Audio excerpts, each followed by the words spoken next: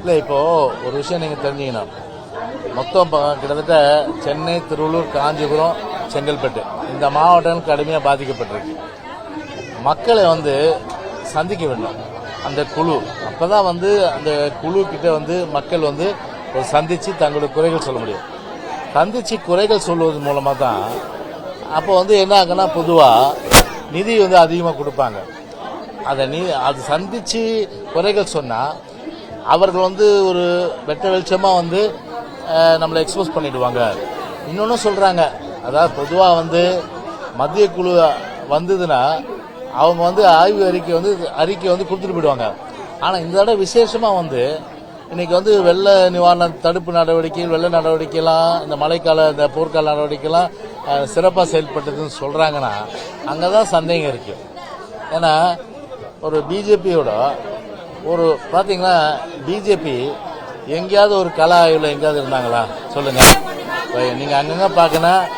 அந்த எடப்பாடியோட உத்தரவின் பேர்ல இன்னைக்கு இந்த மாவட்டங்கள்ல மழை பாதித்த மாவட்டம், இந்த சென்னை, செங்கல்பட்டு, திருவள்ளூர், காஞ்சிபுரம் மாவட்டங்கள்ல பரவலா அனைத்து அண்ணா திராவிட முன்னேற்ற கழக சகோதரர்கள் களப்பணியாற்றி நிவாரண பணியெல்லாம் பண்ணிட்டு இருந்தாங்க. அவங்களால இயன்றதை கொடுத்துட்டு இருக்காங்க. ஆனா பிஜேபி எங்கேயாவது வேலை செஞ்சா பாத்தீங்களா? ஏதாவது விமர்சனம் பண்ணாங்களா?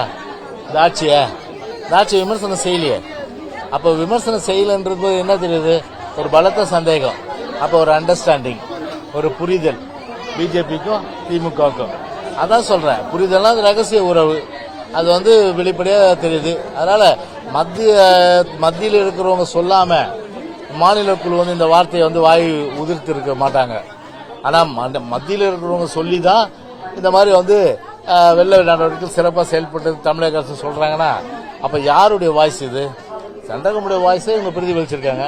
அப்ப central government, BJP government, BJP அப்ப திமுகவோட ஒத்து போகுது, திமுகவோட பிஜேபியோட திமுக ஒத்து போறாங்க. இதுதான் இன்னைக்கு பாத்தீங்கன்னா, ஏன்னா எந்த அளவுக்கு பாத்தீங்கன்னா திரு அண்ணாமலை எல்லாத்துக்கும் வாய் பேசுறது. அவ்வளவு தூரம் இந்த ஆட்சியில் அவ்வளவு மக்கள் கஷ்டப்படுறாங்க. ஏதாவது மக்களோட இந்த கஷ்டத்தை பாத்தீங்கன்னா வெளிப்படுத்தினாரா? ஒன்னும் வெளிப்படுத்தலையே.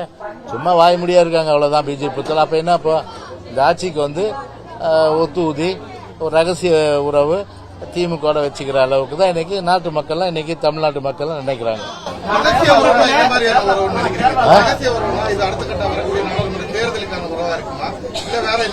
நீங்க அவர்கிட்ட தான் திரு அண்ணாமலை தான் கேட்கணும். நான் என்ன இருக்கிற அந்த செயல்பாடை வச்சுதான் சொல்ல முடியும். அவங்களுக்குள்ள என்ன பேசுனா, என்ன வச்சு நான் பேசினாங்க நான் சொல்றதுக்கு. நாங்க தான் சொல்லிட்டோமே, இன்னைக்கும் இல்ல, நாளைக்கும் இல்ல, எப்போதும் இல்ல தானே சொல்லிட்டோம். அதானே எங்களோட நிலைப்பாடு. உறுதியெல்லாம் சொல்றோம். ஆனா திமுக பொறுத்தவரை ரெட்டை வேணும். திமுக பொறுத்தவரை அதோட காலமா பாத்தீங்கன்னா ஒரு சந்தர்ப்பத்தினுடைய ஒரு உச்சம் தான். அதாவது கூடா நட்பு கேடா முடியினாரு யாரு? திரு மு கருணாநிதி. அதுக்கப்புறம் பார்த்தா பிஜேபியோட கூட்டு வச்சுக்கினாங்க. அதுக்கப்புறம் பாத்தீங்கன்னா காங்கிரஸ் கடுமையா திருமதி இந்திரா காந்தி அம்மையார் அன்னைக்கு போட்டு மிசால போட்டு மிதின்னு மிச்சாங்க. அராஜகம் பண்ணீங்க, அட்டுழியம் பண்ணீங்க.